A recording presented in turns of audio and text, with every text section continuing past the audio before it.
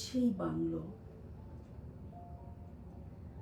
আজ আমি আবার এসেছি তোমার সেই অপেক্ষার প্রহর গোনার বাংলোতে। যদিও এখানে আসতে আমার খুব কষ্ট হয়, তারপরও মাঝে মাঝে আমাকে যে আসতেই হয়। কারণ তোমাকে আমি কথা দিয়েছি, তুমি যেখানেই থাকো না কেন আমি তোমার অজান্তেই চলে আসব এই ভালোবাসার জায়গাটিতে।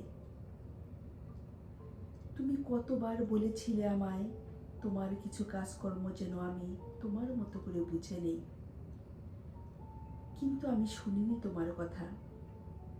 তারপরও আমি তোমার খামখেয়ালিময় কিছু মুহূর্তগুলো নিজের মতো করে গুছিয়ে রেখেছি আমার মাঝে।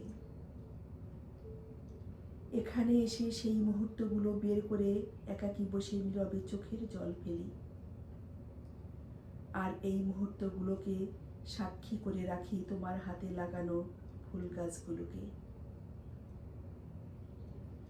তোমার লাগানো ফুল গাছগুলোতে অজস্র ফুল ফুটেছে।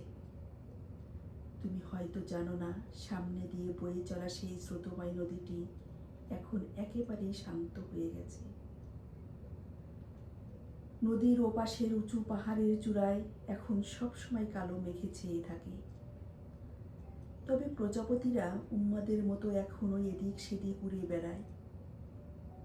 তুমি চলে যাওয়ার পর আগাছাগুলো দিন দিন যেন বেড়েই যাচ্ছে। শুধু তোমার হাতে সাজিয়ে গুছিয়ে রাখা বুক শেলফের বইগুলো সেই আগের মতোই রাখা আছে। শেষ বিকেলের কাছে তুমি আমি মিলে দুটি বই পড়ে যেভাবে টেবিলের উপর রেখেছিলাম এখনো ঠিক সেভাবেই পড়ে আছে। মাঝে মধ্যে টেবিলে রাখা তোমার শখের ফুলদানিটা ঝেড়ে মুছে পরিষ্কার করে রাখি।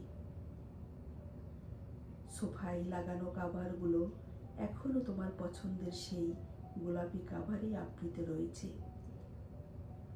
তবে আগের মতো আর প্রতিটি সন্ধ্যার কাছে এই বাংলোতে সন্ধ্যাবাতি জ্বলে না।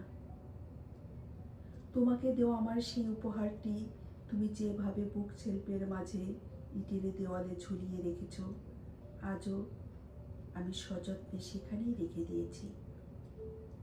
ভালো থেকো তুমি যেখানেই থাকো।